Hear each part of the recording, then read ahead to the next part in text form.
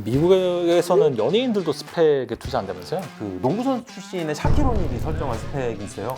미국의 투자자들이 굉장히 열광하고 있는 상황이죠. 이 미국에서도 약간 스펙 시장이 과열이다라는 얘기가 좀 나오고 있는 것 같은데, 뭐 처칠 캐피탈 이런 것처럼. 누가 보더라도 미국 스펙 시장은 버블을 형성하고 있는 상황입니다. 그 버블 이후에 우리 스펙 시장에 투자하는 것도 저는 좋은 아이디어 중에 하나라고 말씀을 드리고 있어요.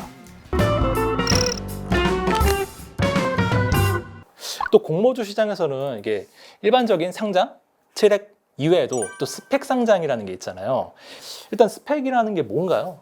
우리나라에는 제도적으로는 2009년에 도입이 됐고요. 증권사에서 스펙이라고 하는 페이퍼 컴퍼니를 먼저 상장시키는 거예요. 그래서 그 서류상의 회사인 거죠? 서류상의 회사죠. 그래서 그 서류상의 회사가 시장에 먼저 상장이 돼 있는 다음에 그 서류상의 회사가 실체가 있는 알맹이를 인수합병함으로써 두 개가 합쳐서 새로운 상장사가 하나 만들어지는 거죠. 현재 2010년부터 2021년 현재까지 우리나라에 약 202개의 스펙 껍데기가 상장을 했고요.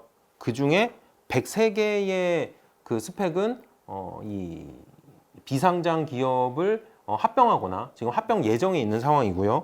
48개는 스펙의 유효기간 동안 비상장 기업을 찾지 못해서 상장 폐지가 됐고요. 이게 일정 기간 동안 합병을 못하면 상장 폐지가 되는 건가요? 네, 맞습니다. 그 증권사가 스펙이라는 페이퍼 컴퍼니를 설정하고 유효기간이 3년입니다. 3년? 그럼 내가 멋 모르고 스펙을 샀는데 이게 상장 폐지가 될지 모르고 샀는데 이게 상장 폐지가 됐어요. 그러면은 이 돈은 어떻게 되는 건가요? 일반적으로 스펙은 최근을 기준으로 말씀드리면은 공모가가 2,000원입니다. 예, 2,000원으로 거의 정해져 있는 상황이고요.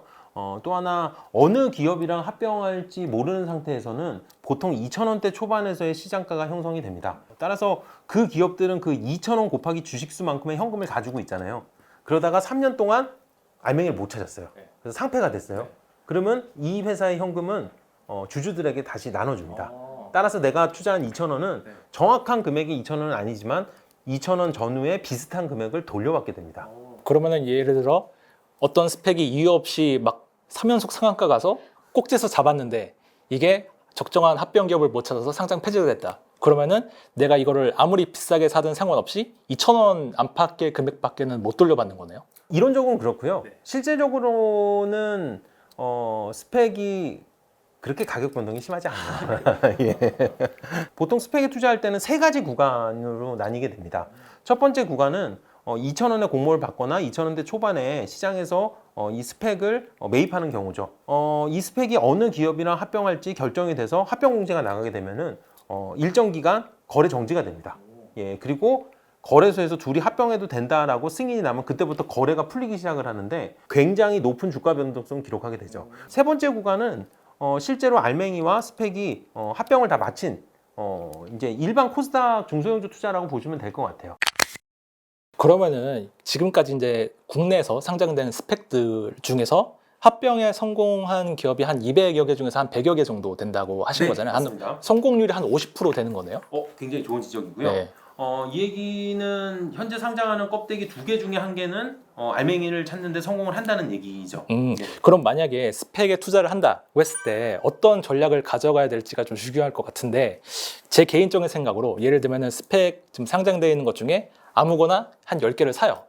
그럼 그 중에서 확률적으로 5개 정도는 상장이 결정되겠죠? 네, 맞습니다. 그러면은 상장이 결정되는 순간 그 스펙 주가는 오른다 이렇게 보면 되나요? 꼭 오르진 않지만 높은 변동성을 보이고 있습니다. 근데 지금 이렇게 직관적으로 말씀하신 그 투자 전략이 스펙 투자자들이 가장 많이 사용하는 가장 일반적인 투자 전략이에요. 예, 그래서 2,000원대 초반에서 광범위한 스펙을 매집한 다음에 합병 이후에 높은 주가 변동성에서 수익을 실현하고 다시 스펙을 투자하는 이런 스펙의 투자 기법을 가장 일반적으로 많이 사용하고 계시죠. 그러면은 연구원님이 아까 말씀하셨던 그 세 가지 투자 구간 중에서 꼭 투자를 해야겠다고 한다면 어느 구간에 투자를 하는 게 좋나요? 일단 투자 기간을 장기간 가지고 갈 수 있는 장기 투자자라면은 스펙 껍데기 시절부터 투자하는 거를 추천드립니다. 왜냐면은 2,000원에 투자를 할 수 있는 기회가 있고요. 이 회사가 스펙 합병을 하지 못해서 2,000원을 돌려받는 게 아니라 그 2,000원의 하방 경직성이 있기 때문에 2,000원 밑으로는 주가가 잘 떨어지지 않아요. 이 좀 투자 기간을 굉장히 짧게 가지고 가고 싶어 하시는 분들은 이 합병이 결정되고 나서 실제 합병주가 상장하기 전까지 그 기간 동안에 변동성 투자하는 것도 굉장히 재미난 구간이고요. 이제 미국도 지금 굉장히 스펙 열풍이 불고 있는 걸로 알고 있는데 지금 미국의 스펙 시장은 좀 어때요? 미국 같은 경우는 2019년까지는 큰 움직임이 없었어요. 근데 2020년 특히 하반기부터 굉장히 많은 스펙들이 시장에 지금 상장을 연이어서 하고 있는 상황입니다. 제가 말씀드리는 스펙의 상장은 스펙 껍데기의 상장을 말씀드리는 거고요. 우리나라하고 굳이 비교를 해서 말씀드리면 우리는 전체 IPO 물량의 개수 기준으로 약 20%의 스펙이 상장을 지금 하고 있는 상황입니다. 미국 같은 경우는 2020년에 50%를 넘었고요. 현재 80% 넘는 그 숫자를 기록하고 있는 상황입니다. 미국에서는 연예인들도 스펙에 투자한다면서요? 굉장히 투자를 많이 하고 있고요. 또 하나는 미국의 스펙과 우리나라 스펙의 차이점 중에 하나는 우리나라의 스펙은 증권사 이름만 공개가 되고 이게 어떤 기업이랑 합칠지는 전혀 모르는 그런 투자인데요.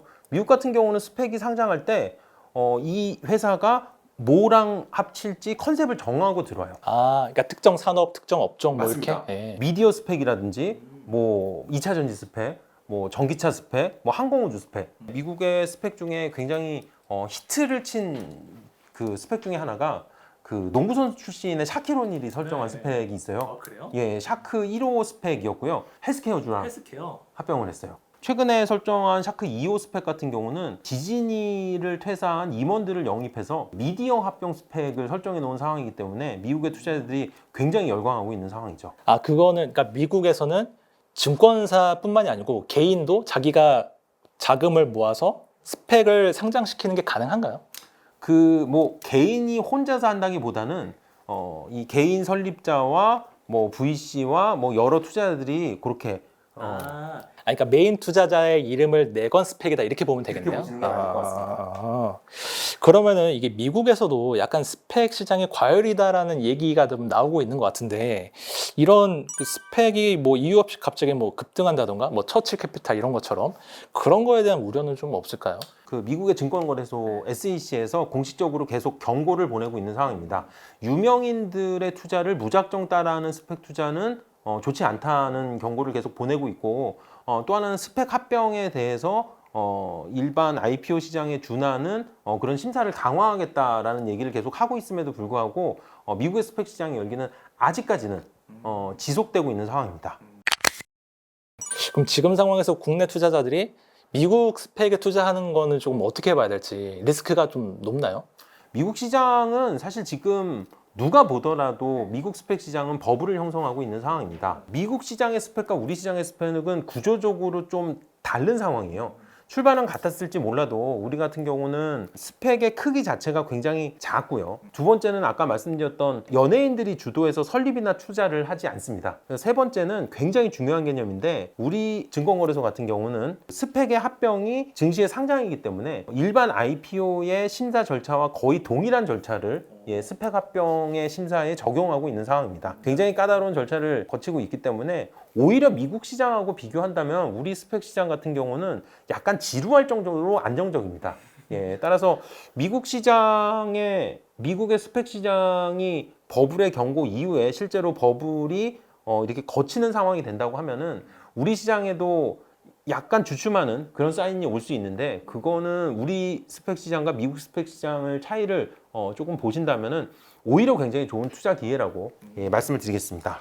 네, 지금까지 흥국증권의 최종경 연구위원님 모시고 이 공모주부터 스펙까지 이 다양한 투자 전략에 대해서 들어봤는데요. 시장이 과열이라고 느껴질수록 이 한방보다는 이성적으로 합리적으로 판단하는 지혜가 필요한 시기가 아닐까 생각이 됩니다. 네, 재밌게 보셨다면 구독과 좋아요도 부탁드립니다. 감사합니다.